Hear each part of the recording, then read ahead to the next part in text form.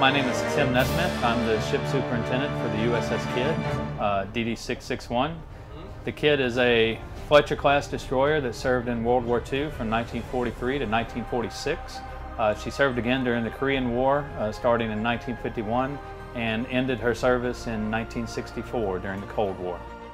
The ship derives her name from Rear Admiral Isaac C. Kidd, who died on the bridge of the USS Arizona flagship during the attack on Pearl Harbor. The Arizona sank after her magazines were directly hit by a bomb from the air. Posthumously, Kidd was awarded with the Medal of Honor, the highest U.S. military honor. After the vessel was built, the crew decided to choose a lucky talisman and decided upon the namesake pirate Captain William Kidd, an English sailor who lived in the 17th century who is widely known in folklore. He is even considered to be one of the direct inspirations for Captain Flint from the novel Treasure Island by Robert Louis Stevenson. Mrs. Kidd thought that was a great idea and got permission for them to fly the pirate flag and also to paint a pirate up on the forward smokestack. Admiral Kidd's nickname, as it turns out, part of the reason that this actually worked and the Navy gave permission, was Cap, after Captain Kidd the pirate. Initially, the ship served in the Atlantic, protecting convoys. Then she was included in the 48th Destroyer Squadron and transferred to the Pacific. Consequently, she participated in the battles of Bougainville, Rabaul, Philippines, Tinian, Guam, and Okinawa. Width 12 meters, length 115 meters, gross displacement up to 3,000 tons, draft 4 meters. Armament, major caliber, 5 turrets with 127mm Mk-12 versatile cannons, low caliber AA guns, 5 chained Bofors autocannons, 40mm, and 7 20mm air licorne, torpedo tubes, a couple of 5-tube launchers, anti-submarine weapons, key gun howitzers with 28D bombs, hull armor up to 19mm. Propulsion, 60,000 SHP with speed up to 38 knots and range of 6,500 nmi. People of a certain age could be pulled into military service, came from all walks of life. They might have entered the Navy without any particular skill. They were trained in boot camp, or they, once they got on board ship, there was a phrase called striking a rate. There's 330 people coming from all walks of life, a lot of people, different religions, different ethnicities, that had different cultural backgrounds thrown into the mix in a small little ship. It was an interesting time for a lot of them. A major part of World War II she spent in hot, moist climates. The crew had a really hard time facing temperatures up to 35 to 40 degrees Celsius and even hotter inside the hull.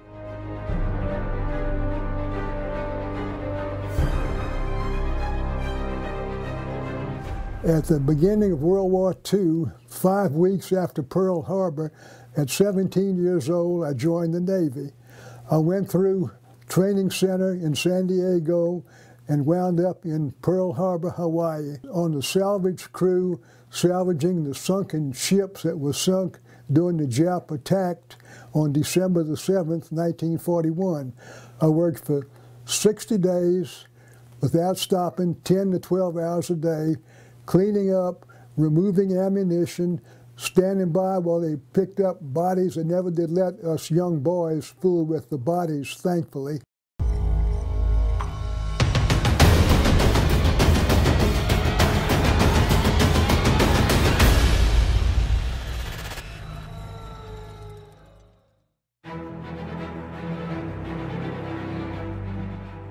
Destroyers those days really lacked internal space. The placement of living space was predominantly ruled by ship's design, and convenience was secondary.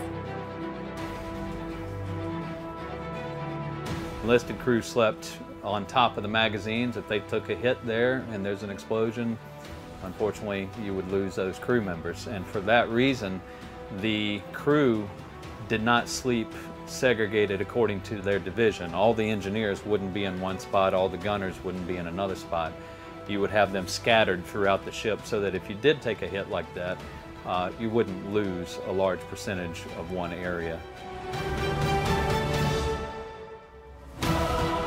The U.S. fleet has always longed to maximize survivability of its vessels. All expedient equipment was designed in order to help the crew to repair any damage possible. For instance, the crew's hammocks were made water and fireproof. These could easily be used to plug modest-sized holes in the ship and stamp out a fire. We are in Radio Central here aboard the Kidd. During the kamikaze attack in 1945, this area was hit pretty hard by the bomb blast. It shredded the entire portside bulkhead. A lot of the wounded from that attack came from this area. The situation in the Pacific became quite heated by the end of the 1930s. Japan had invaded China and was preparing to advance towards the U.S. Moreover, the Japanese fleet grew very rapidly. The threat didn't remain unnoticed from over the ocean. The U.S. military machine developed classes of ships, one after another, gradually improving their characteristics. Of all the ships in the Navy, the battle wagons get all the attention and the aircraft carriers all the glory, but arguably the backbone of the fleet has always been the destroyers. Small, fast, nimble little ships with dual-purpose armament, which can often pack a punch quite above their weight. One of the most numerous classes was the Fletcher-class destroyer. 175 or so were built, and we are on one right now, USS Kidd, which is pretty much 1945 configuration as it was at the end of the war. Work on Fletcher-class ships was initiated in 1939, right before World War II broke out. They turned out to be larger than their predecessors, allowing for an increase in their battle potential. A number of additional measures were introduced so as to increase sustainability. The deck's armor was up to 19 millimeters thick. The engine and boiler rooms were placed far away from each other. Such an arrangement lowered the chances of the ship's immobilization, even if heavily damaged. Fletchers turned out to be outstandingly robust, withstanding multiple successful assaults, a fact that really lifted the spirits of the crews on board. Major caliber cannons were designed to engage both aerial and ground targets. The shells were equipped with remote fuses that significantly increased the power of the ship's artillery fire. Armed with a good selection of weaponry, from dual-purpose 5-inch guns down to anti-ship torpedoes and anti-submarine depth charges, a destroyer had a fair chance of being a danger to pretty much anything that it met on the high seas. Despite the high battle potential, Fletchers were never designed for solo operations. As a rule, they were used in squadrons, similar to any other destroyers. Destroyers would be in divisions of 3 and 4, squadrons of 8 and 9. Their usual taskings were escort duty, anti-submarine warfare, picket ships, reconnaissance, screening, and pretty much anything that a ship could do, a destroyer could be asked to do it.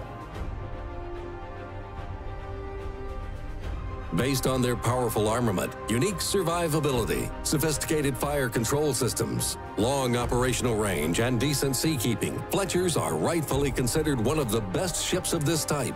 Of course, along with many other classes of ships, they also had their fair share of casualties during the war. There were 25 Fletcher-class destroyers that were sunk during World War II.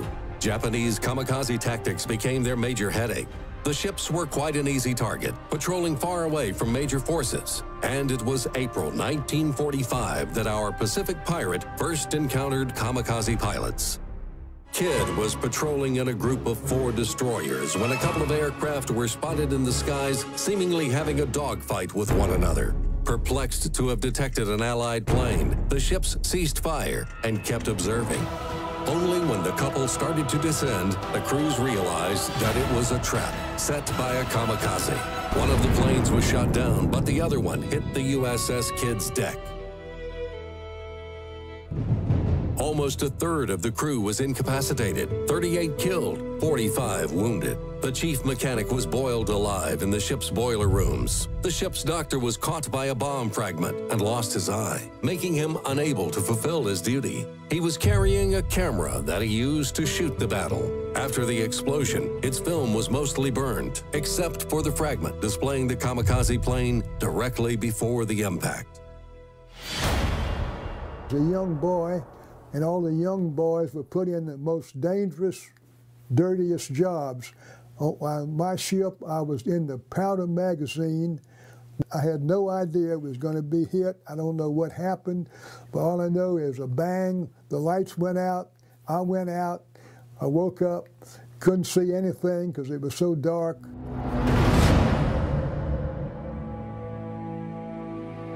Despite all these casualties, the Kidd managed to move away for repairs under her own steam. This surely outlines the outstanding construction of Fletchers and the high skill of the crews aboard.